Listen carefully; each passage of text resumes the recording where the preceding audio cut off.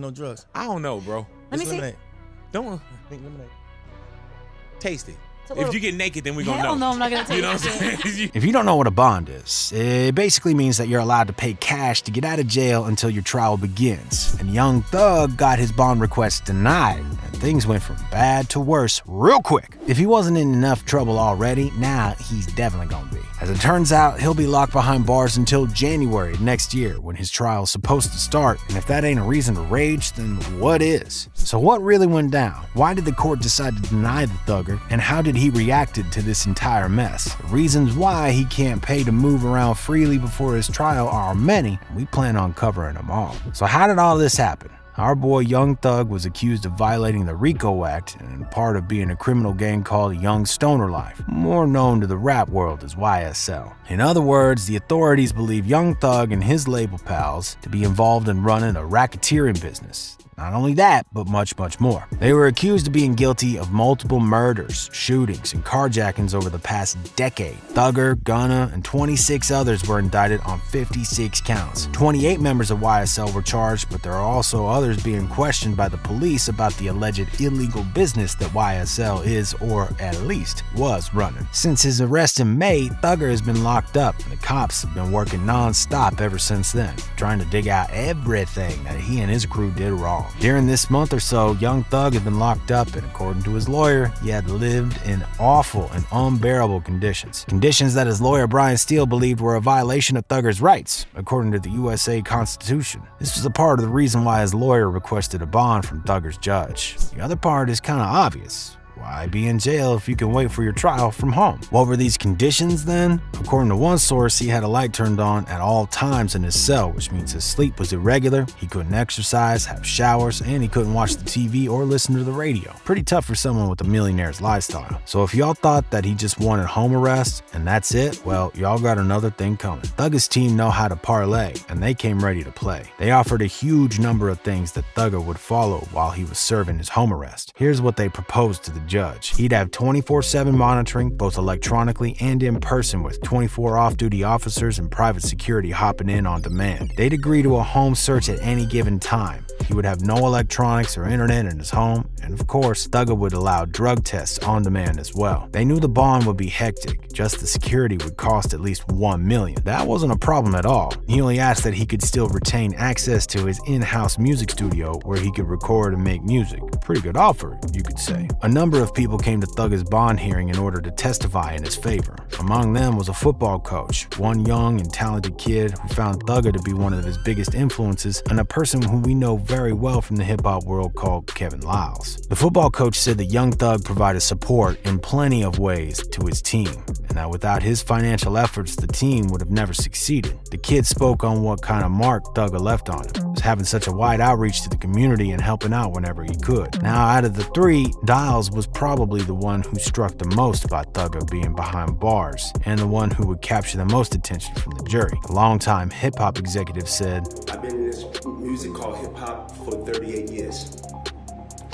And for the life of me, I don't understand why I have to testify the good that hip-hop has done around the world."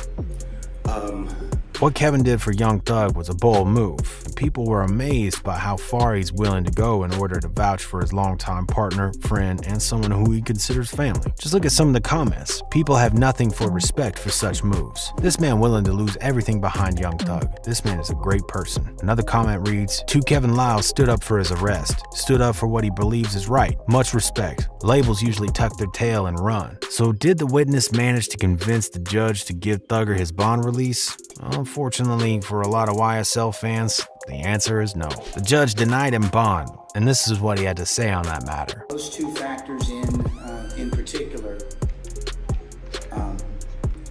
threats to persons in the community or poses significant risk of intimidation of witnesses, otherwise obstructing administration of justice, the court has considered. Why were these points made by the judge and not some others, like the fact that Thugger can just leave the country? Well, in order to figure that out, we have to see some of the stuff that the prosecutor had to say in this exact case. From the way in which the hearing took place, you could clearly tell that the prosecutor had other plans for Thugger. He wants him behind bars for good, and he ain't hiding it a single bit. According to the story that the prosecutor sold the judge, Young Thug is the head of a violent street gang called Young Slime, and the member of YS are the ones who did all the dirty work for over a decade, for which he and his crew were charged with. As it usually goes, the prosecutor took some of Thugger's lyrics in order to back up what he was in fact the one responsible for all the mess we see happening. He quoted the song Just How It Is, and here's a part of the song that he read aloud in front of the whole courtroom. Ask the cops, ask the detectives, they know all the business. Ask the cops and the detectives all the jurisdictions. Ask the kids at school who ambition all the missions. Gave the lawyer close to $2 million, he handled all the killings. Apparently, Young Thug is the top dog, as the prosecutor called him, and he has other peeps doing his dirty work for him. Not only that, but he had said that some of the members of YSL named Young Thug to be the leader of the organization.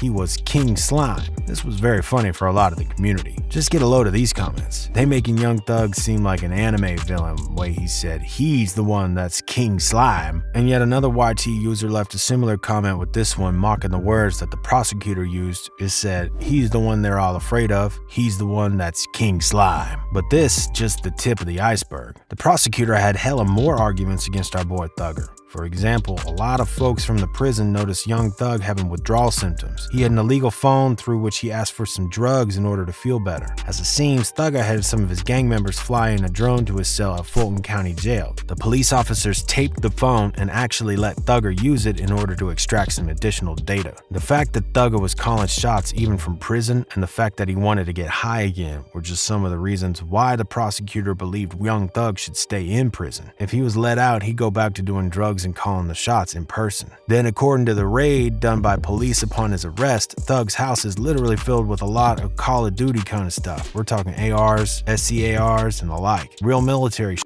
He was war ready. And the craziest of all accusations, Thugger was threatening everyone from the gang. If there were any rats in the crew, they'd get killed. No cap. That was all said by the prosecutor. He had all this information available to him. Now, if you're starting to wonder how in the world we know all this stuff, well, we're here to solve the mystery. Snitches. Main reason why the prosecutors have all this dirty info on Thugger is that they have proffered folks on their side. People are providing information for some benefit from the government. For example, if you tell some information about how the gang works from the inside, your sentence can be lowered. And who were the people snitching on Thugger? None other than current and past YSL members. Some of them said that they might get killed if they cross Young Thug, and voila, there's the prosecutor's source. What's the public opinion on all this mess, you ask? Well, people in general seem to agree with the judge canceling the bond. A lot of them find Thugger to be guilty and a threat to everyone too. One fan on YT commented with this: when you out here, you know what comes with it, so it's time to stand on being real. And another user thought justice was served with this one. He thinks canceling the bond request was definitely the right choice. Here goes. Justice is served. Can't get mad. You do wrong and get caught, you have to do the time. It is what it is. The only bright side of Thugger's situation as of now is the fact that the judge said he won't allow the bond at this time. Does that mean he could provide a bond later, perhaps? We'll see. If the prosecutors keep up their work and continue to extract intel from YSL members, Thugger's chances of bailing out before his trial seem pretty weak. If that turns out to be the case, he'll stay in jail for good. After his trial, who knows how many years he'll have to serve. Some think he's looking at 20 years or more. What do y'all have to think about this mess that Thugger and YSL found themselves in? Is there any way that Young Thug could walk out of jail before his trial? Let us know what you think in the comments section below. As always, remember to keep it RIZZLE. If you enjoyed this video, make sure to check this next one out.